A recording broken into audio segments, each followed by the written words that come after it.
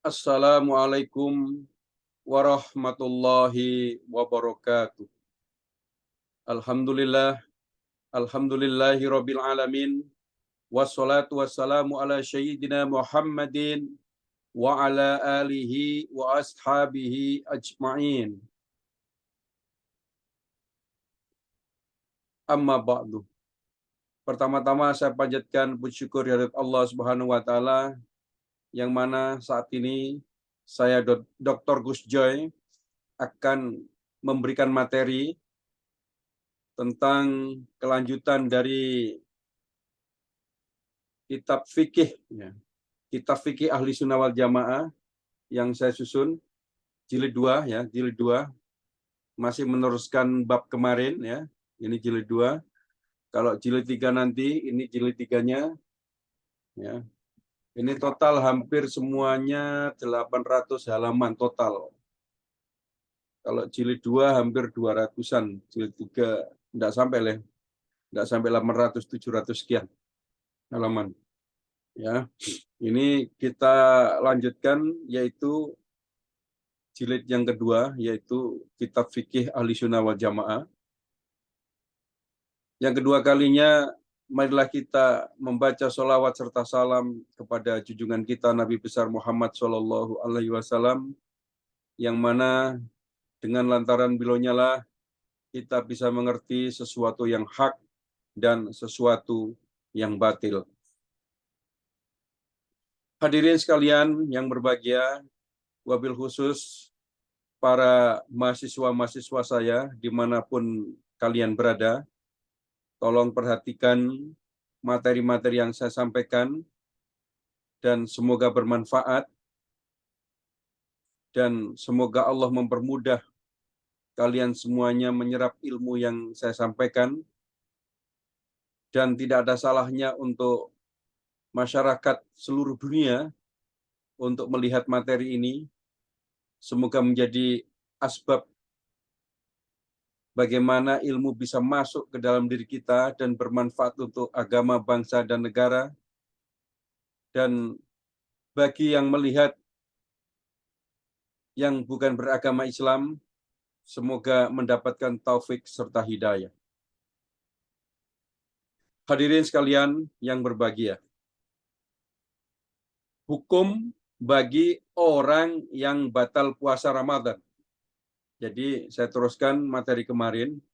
Kebetulan ini di bulan Ramadan, saya menukil yaitu tentang judul hukum bagi orang yang batal puasa Ramadan. Dengarkan ya. Apabila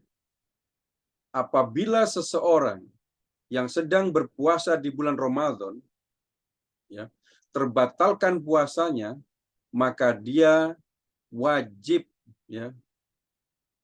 maksudnya maka dia tetap diwajibkan untuk menahan diri seperti orang yang sedang berpuasa di sisa waktunya puasanya untuk menghormati bulan Ramadan.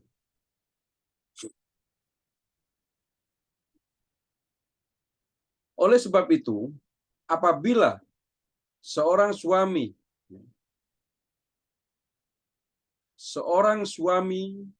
mencumbu istrinya atau memeluknya atau menciumnya atau semacamnya, lalu terjadi ejakulasi, maka puasanya sudah batal.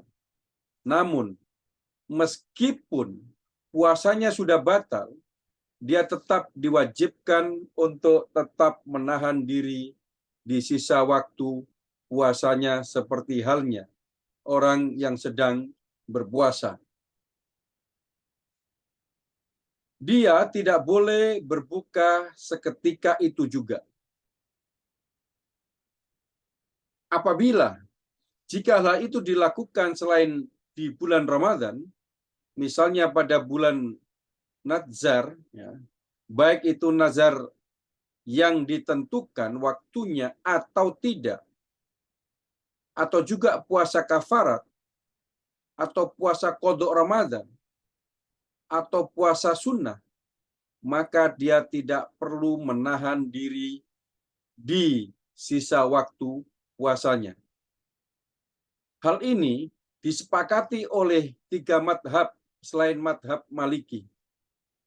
Dan untuk mengetahui pendapat madhab Maliki mengenai hal ini, ya, lihat pada penjelasan yang saya sampaikan berikut ini. Menurut madhab Maliki, selain berpuasa di bulan Ramadan, orang yang batal puasanya pada nadar yang ditentukan waktunya juga harus menahan diri di sisa waktu puasanya. Baik puasa itu batal karena kesengajaan atau tidak. Pasalnya, puasa nadar yang ditentukan waktunya hanya dilakukan pada waktu yang ditentukan itu saja. Sama halnya dengan puasa di bulan Ramadan. Adapun untuk puasa yang tidak ditentukan waktunya dan puasa-puasa wajib lainnya, apabila puasa itu diwajibkan untuk dilakukan secara berturut-turut seperti puasa kafarat,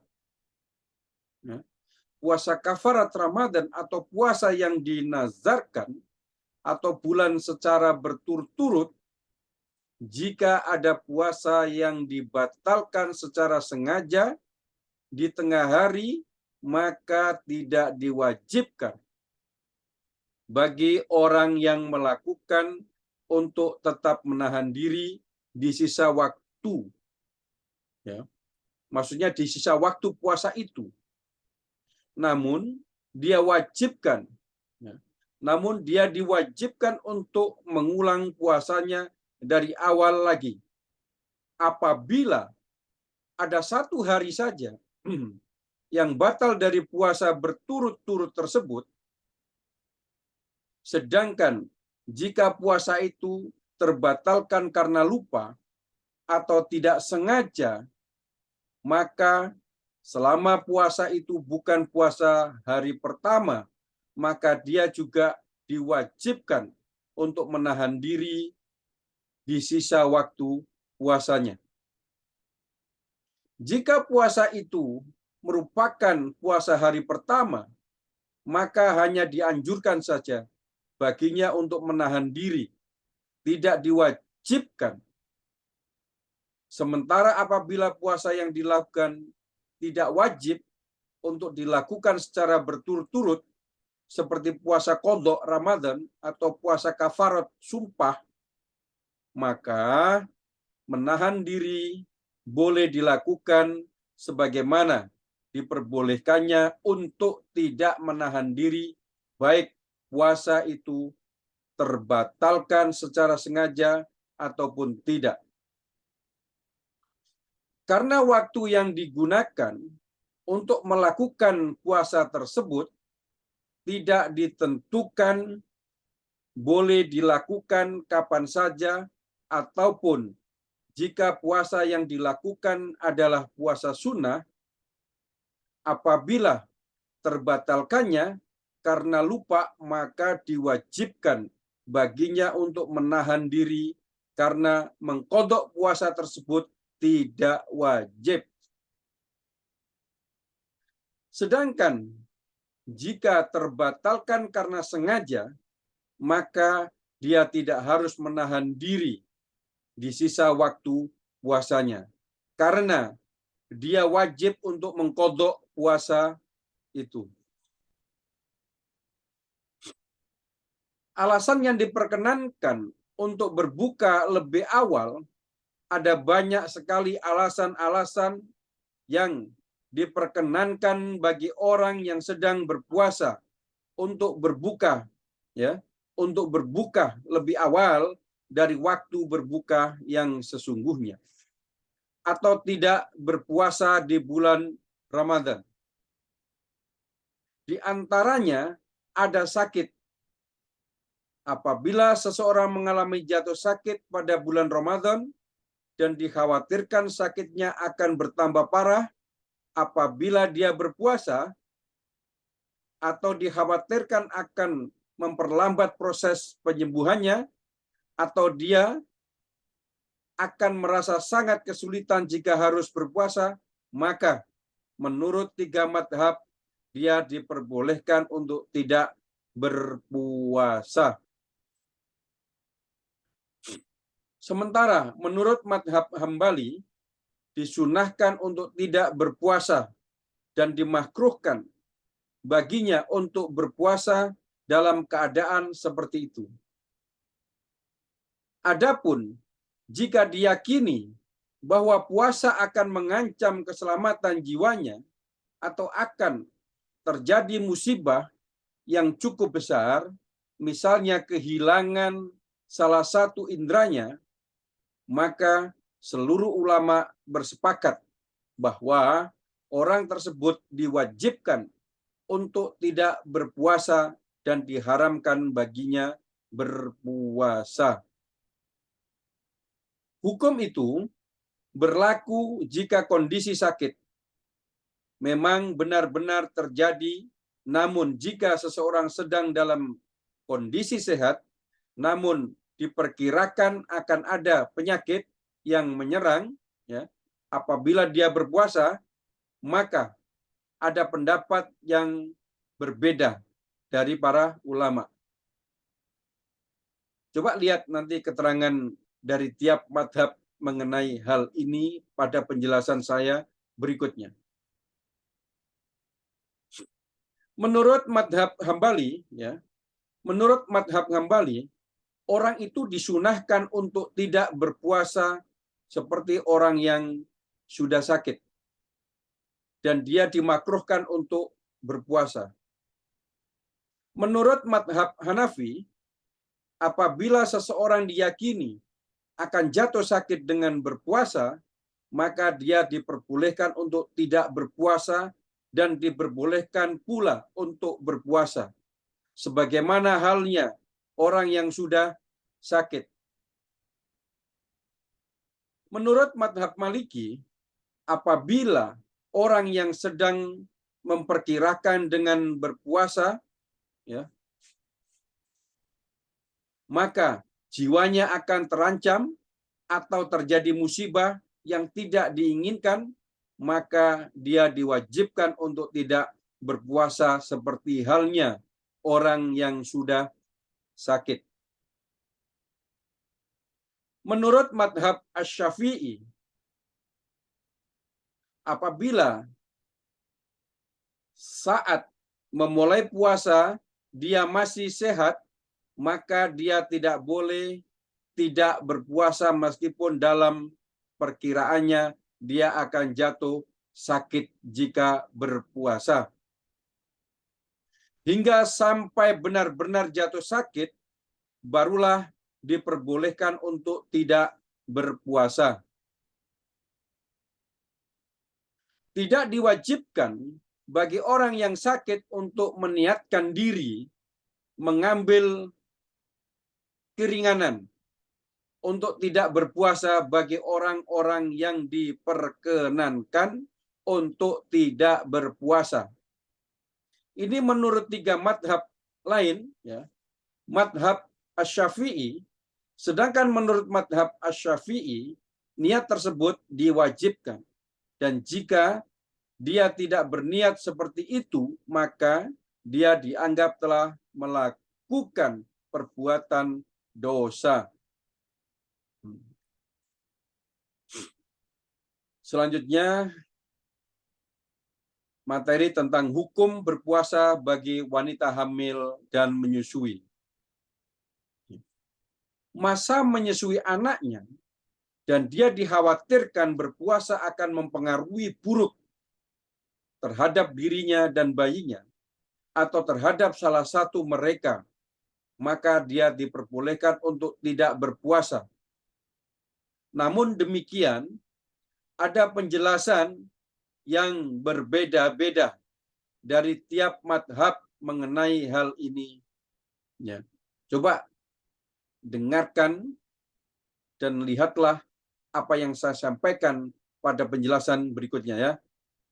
Menurut madhab Maliki, ya, wanita yang hamil dan menyusui, baik dia sebagai ibu kandung dari anak yang disusuinya ataupun bukan, apabila dia merasa khawatir akan jatuh sakit atau akan bertambah sakit jika dia berpuasa, baik dikhawatirkan itu atas dirinya sendiri atau atas anak yang disusuinya atau atas keduanya, maka dia diperbolehkan untuk tidak berpuasa.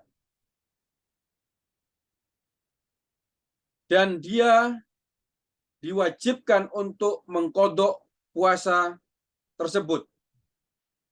Namun, khusus bagi ibu yang menyusui, selain diharuskan untuk mengkodok, dia juga harus membayar fidyah.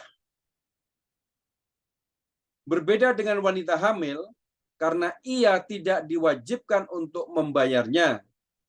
Adapun jika dengan berpuasa, dia khawatir akan keselamatan jiwanya. Atau akan terjadi musibah yang berat bagi dirinya atau anaknya. Maka dia bukan hanya diperbolehkan untuk tidak berpuasa, melainkan diwajibkan. Hukum pembolehan untuk tidak berpuasa khusus bagi ibu yang menyusui, ya, tidak absolut, karena dia hanya boleh tidak berpuasa jika tidak ada wanita lain yang dapat menyusui anak tersebut selain dirinya, atau tidak ada wanita lain yang menerima anak tersebut untuk disusui.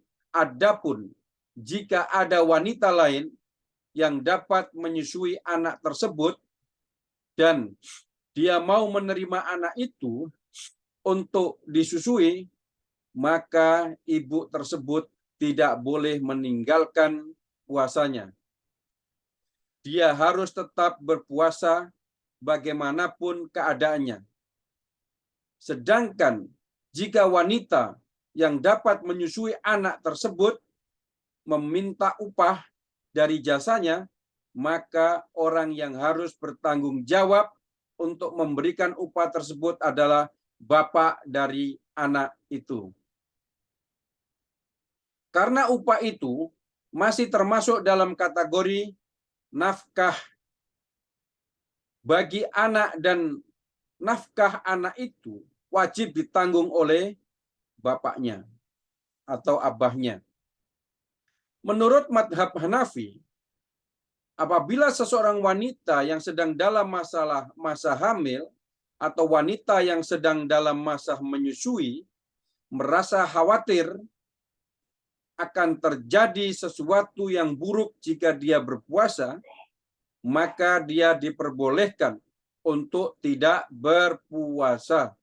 Baik dikhawatirkan itu atas dirinya sendiri, atau atas anaknya, atau atas keduanya.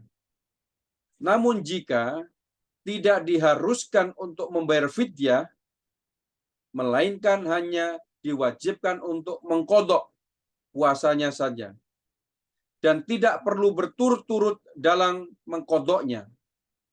Hukum ini berlaku bagi semua wanita yang sedang menyusui dan semua keadaan, ya, dan semua keadaannya.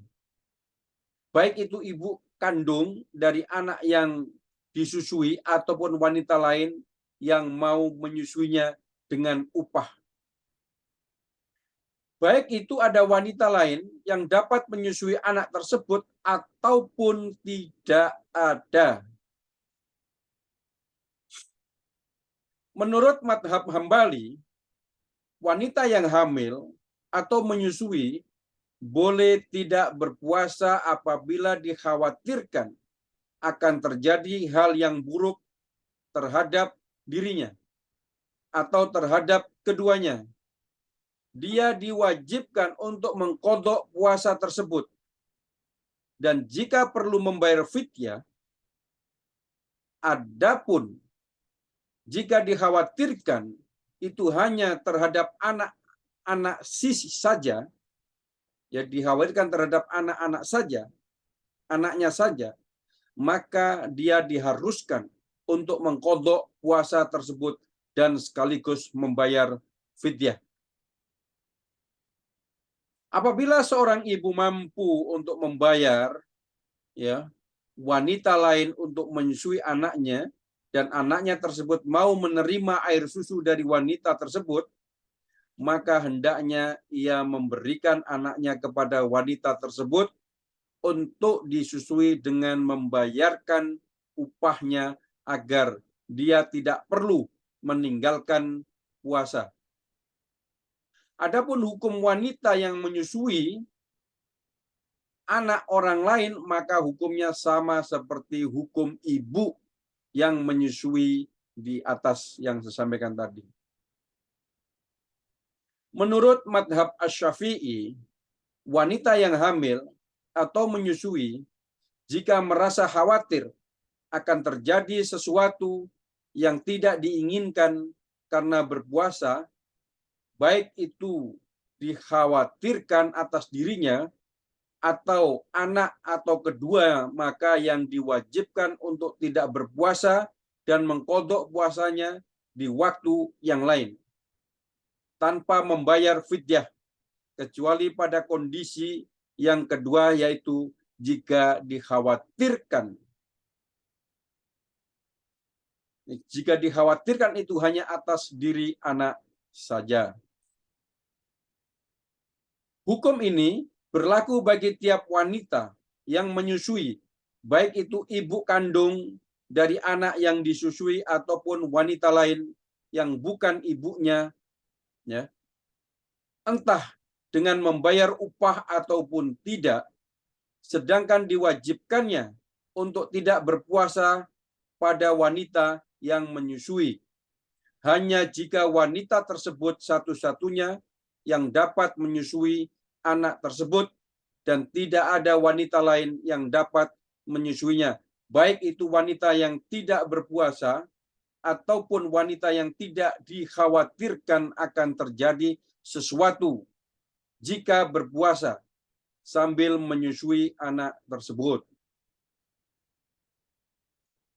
Namun apabila ada wanita lain yang dapat menggantikannya, maka dia boleh tidak berpuasa sambil menyusui anak itu, dan boleh juga berpuasa dengan menyerahkan anak itu untuk disusui oleh wanita lain. Adapun untuk wanita yang menyusui anak orang lain dengan upah, ya, hukum di atas berlaku baginya jika dikhawatirkan muncul sebelum dia menerima untuk menyusui. Adapun setelahnya, yakni diyakini bahwa dia tidak dapat melanjutkan puasanya apabila sambil menyusui, padahal dia telah sepakat untuk menyusui anak orang lain dengan upah, maka dia juga diwajibkan untuk tidak berpuasa selama dia merasa khawatir akan terjadi sesuatu yang buruk jika puasanya terburuk jika berpuasa. Meskipun ada wanita lain yang dapat menggantikan tugasnya. Adapun definisi fidyah adalah memberi makan satu orang miskin untuk setiap satu hari tidak berpuasa dengan ukuran makanan yang sama seperti makanan untuk kafarat. Selanjutnya, hukum puasa bagi musyafir. Bagi seseorang yang melakukan perjalanan jauh, dia diperbolehkan untuk tidak berpuasa, namun dengan syarat perjalanannya itu telah dimulai sebelum fajar menyingsing dan jarak perjalanan harus mencapai jarak qasar sebagaimana telah dijelaskan mengenai jarak ini pada pembahasan tentang sholat qashar.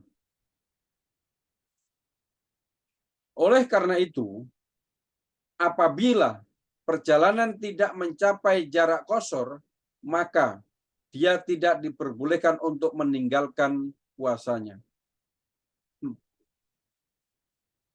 Syarat yang kedua, ini disepakati oleh seluruh ulama.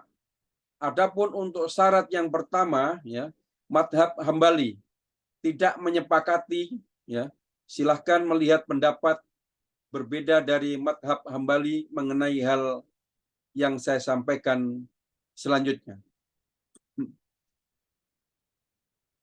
Menurut madhab Hambali, apabila seseorang mulai perjalanan di waktu siang saat berpuasa, meskipun perjalanan itu dimulai setelah matahari tergelincir, yakni lewat tengah hari, dan jarak ditempuh mencapai jarak qashar, maka dia diperbolehkan untuk berbuka lebih awal dan membatalkan puasanya.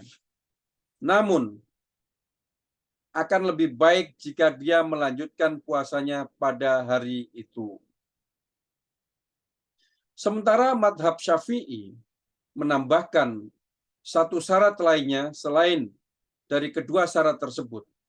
Silakan melihat syarat yang ketiga itu pada penjelasan saya selanjutnya. Menurut madhab Syafi'i, ada satu syarat.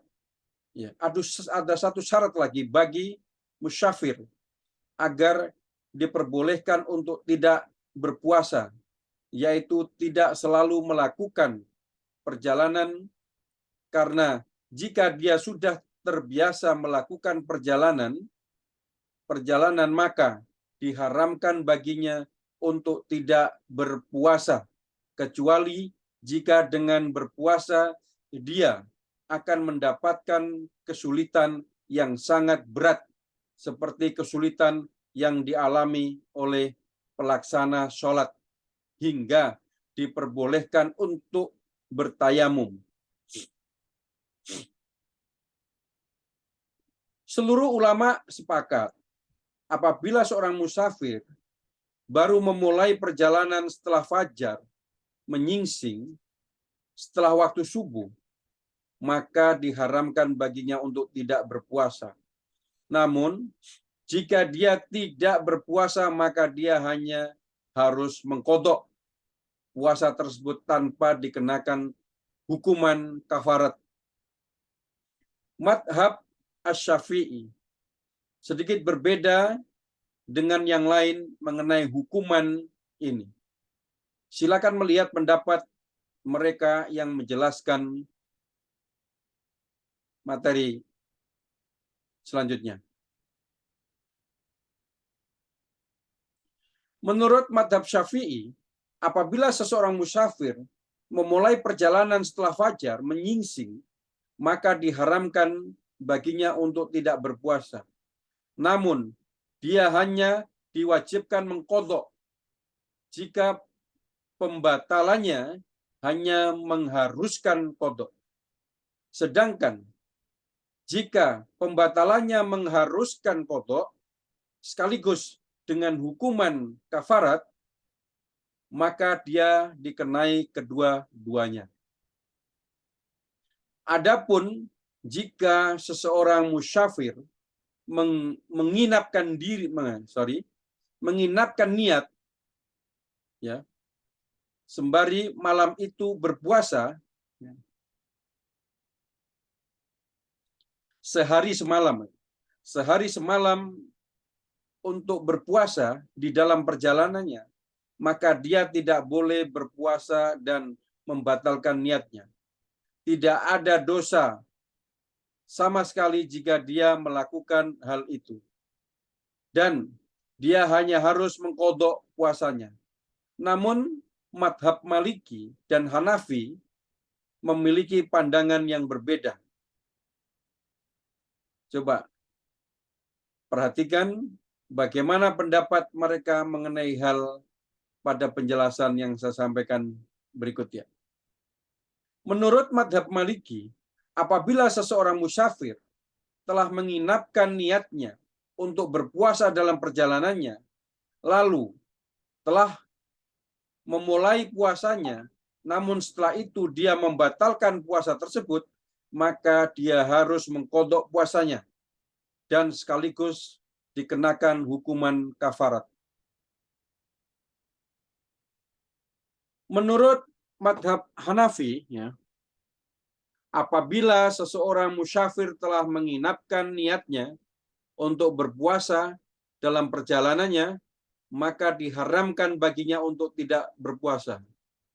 Namun, jikapun dia tidak berpuasa, maka dia diwajibkan untuk mengkodok puasa tersebut tanpa dikenakan hukuman kafarat. Namun bagi musafir yang tidak merasa berat untuk berpuasa sambil melakukan perjalanan, maka dia dianjurkan untuk tetap berpuasa karena Allah Subhanahu wa taala.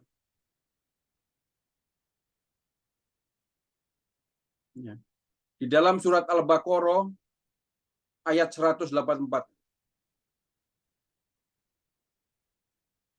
Dan puasamu itu lebih baik bagimu jika kamu mengetahui.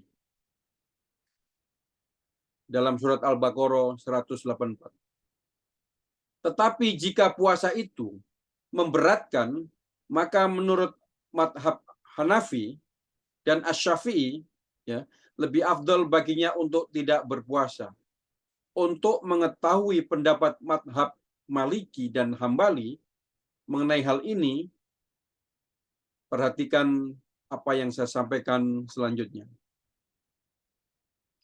Menurut madhab Maliki, jika puasa tidak memberatkan, maka lebih afdal bagi musafir untuk berpuasa. Menurut madhab Hambali, disunahkan bagi musafir untuk tidak berpuasa dan bahkan dimakruhkan baginya untuk berpuasa. Meskipun puasa itu tidak memberatkannya, pasalnya Nabi bersabda, bukanlah termasuk satu kebajikan apabila seseorang mengerjakan puasa saat melakukan perjalanan jauh. Terkecuali jika dengan berpuasa dikhawatirkan akan terjadi suatu yang buruk terhadap musafir. Misalnya keselamatan jiwanya atau keselamatan salah satu anggota tubuhnya atau semacamnya, maka seluruh ulama sepakat bahwa dia diwajibkan untuk berbuka dan diharamkan untuk berpuasa. Selanjutnya, hukum berpuasa bagi wanita sedang haid atau nifas.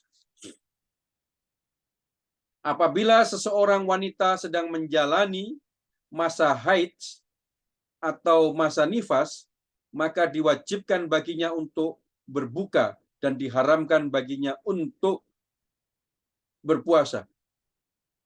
Jikalau dia tetap berpuasa, maka puasa itu tidak sah dan dia tetap diwajibkan untuk mengqadha'nya. Hukum orang yang tidak kuat untuk berpuasa.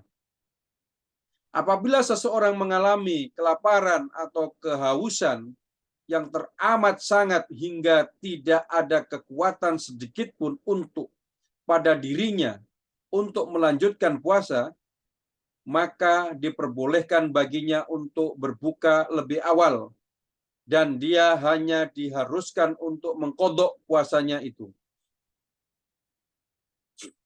Sedangkan bagi orang yang sudah lanjut usia dan tidak mampu untuk berpuasa di hari apapun di sepanjang tahun, maka dia boleh tidak berpuasa dan tidak perlu mengganti puasanya. namun diwajibkan baginya untuk mengganti setiap 1 hari pun yang ditinggalkannya dengan fidyah. Memberi makan 1 orang miskin. Begitu juga dengan orang sakit yang tidak dapat diprediksi kesembuhannya. Namun, madhab Maliki tidak sependapat dengan hukum fidyah. Mereka berpendapat bahwa hukum membayar fidyah hanya dianjurkan saja, tidak sampai diwajibkan. Dan menurut 3 madhab selain madhab Hambali, mereka itu tidak perlu mengqadha puasanya lagi, karena mereka memang tidak mampu untuk melakukannya. Namun, untuk pendapat madhab Hambali mengenai hal itu dapat dilihat pada penjelasan yang saya sampaikan selanjutnya. Menurut madhab Hambali, apabila seseorang tidak mampu untuk melaksanakan puasa, baik itu karena usia yang sudah lanjut atau karena sakit yang tidak dapat diprediksi kesembuhannya, maka dia diwajibkan untuk membayar fidyah, yaitu memberi makan 1 orang miskin untuk setiap puasa yang ditinggalkan. Lalu setelah dia membayarkannya, maka dia tidak perlu mengqadha puasa tersebut, meskipun setelah sekian waktu berselang dia memiliki kemampuan untuk berpuasa. Namun, jika dia belum membayarnya, lalu dia mampu untuk berpuasa, maka diharuskan untuk mengqadha setiap puasa yang ditinggalkan olehnya. Sedangkan bagi orang yang tidak mampu untuk berpuasa pada bulan Ramadan, maka dia mampu untuk mengqadhanya di waktu yang lain. Maka dia diwajibkan untuk mengqadha puasanya dan tidak perlu membayar fidyah. Hukum berpuasa bagi orang sakit jiwa. Orang tidak waras tidak diwajibkan untuk berpuasa dan tidak sah hukumnya untuk berpuasa. Begitu pula dengan orang yang sedang berpuasa lalu tiba-tiba mengalami sakit jiwa, meskipun hanya sebentar saja, namun untuk hukum mengqadha puasa bagi orang yang tidak waras adalah penjelasan yang berbeda dari para ulama. Coba lihat keterangan selanjutnya yang saya sampaikan menurut madhab Syafi'i. Apabila orang itu sengaja membuat dirinya menjadi tidak waras, misalnya memakan sesuatu di malam hari hingga membuat hilang akalnya, hilang akalnya di siang hari, maka dia diwajibkan untuk mengqadha seluruh hari-hari puasa yang ditinggalkan, yang ditinggalkan olehnya selama akalnya tidak waras itu. Namun jika tidak disengaja seperti itu, maka dia tidak wajib untuk mengqadha puasanya. Menurut madhab Hambali,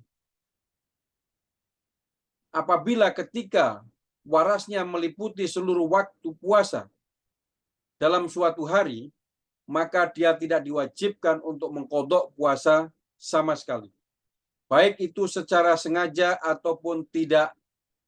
Namun, jika di siang hari ada waktu sadarnya meskipun hanya sebentar, maka dia diwajibkan untuk mengqadha puasanya. Menurut madhab Hanafi, apabila ketika warasnya meliputi seluruh waktu puasa dalam suatu bulan, maka dia tidak diwajibkan untuk mengqadha puasanya. Namun, jika tidak 1 bulan penuh atau lebih dari itu, maka dia diwajibkan untuk mengqadha puasa-puasa yang ditinggalkan darinya.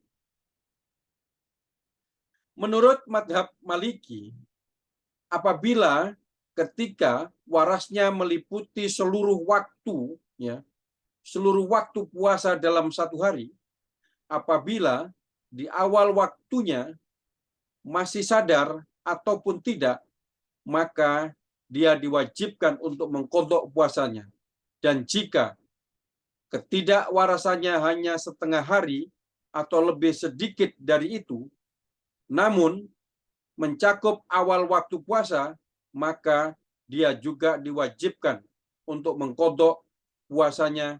Namun jika tidak seperti itu, maka tidak perlu mengqadhanya. Lalu jika semua alasan diperkenankan untuk tidak berpuasa itu telah berlalu pada siang hari, misalnya wanita yang haid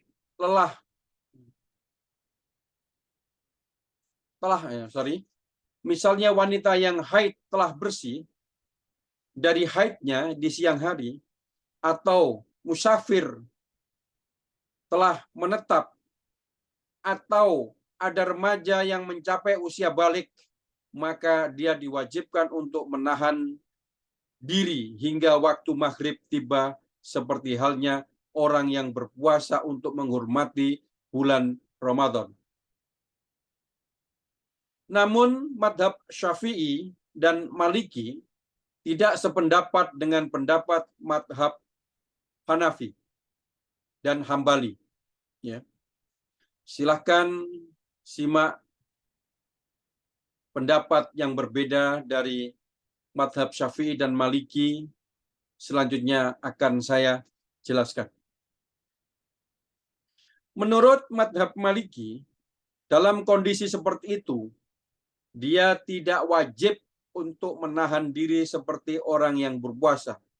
Bahkan tidak sampai dianjurkan pula, kecuali jika alasan yang memperkenankannya untuk tidak berpuasa adalah karena dipaksa dengan taruhan keselamatan dirinya atau semacamnya. Jika seperti itu, maka dia diwajibkan untuk menahan diri di sisa harinya ketika alasan itu sudah tidak ada lagi. Saya ulangi. Ketika alasan itu sudah tidak ada lagi. Begitu pula bagi orang yang memakan makanan saat berpuasa karena lupa, lalu dia teringat akan puasanya, maka dia diwajibkan untuk menahan diri pula. Menurut madhab Asy-Syafi'i, hukum menahan diri dalam kondisi seperti itu tidak diwajibkan, hanya disunnahkan saja. Ya. Demikian materi yang saya sampaikan. Ya. Materi yang saya sampaikan semoga bermanfaat, terutama bagi mahasiswa-mahasiswa saya yang saat ini memperhatikan. Saya sangat senang dan bangga kepada kalian semuanya. Semoga ilmu yang masuk di dalam sanubari kalian menjadi ilmu yang penuh barokah, ilmu yang bermanfaat untuk agama, bangsa, dan negara. Ya. Dan juga untuk masyarakat umum yang saat ini memperhatikan, semoga Allah memberi sebuah kemuliaan materi-materi tadi yang masuk ke dalam diri kalian semuanya. Dan untuk umat manusia selain Islam yang saat ini juga ikut menyimak, semoga bermanfaat dan menjadikan jalan Anda mendapatkan taufik serta hidayah. Demikian materi dari saya, Dr. Gus Joy, dengan tema hukum bagi orang-orang yang batal puasa Ramadan. Bila ada kurang dan lebihnya, saya mohon maaf yang sebesar-besarnya. Akhirul kalam, ihdinas syiratal mustaqim, ihdinas syiratal mustaqim, ihdinas syiratal mustaqim. Wassalamualaikum warahmatullahi wabarakatuh.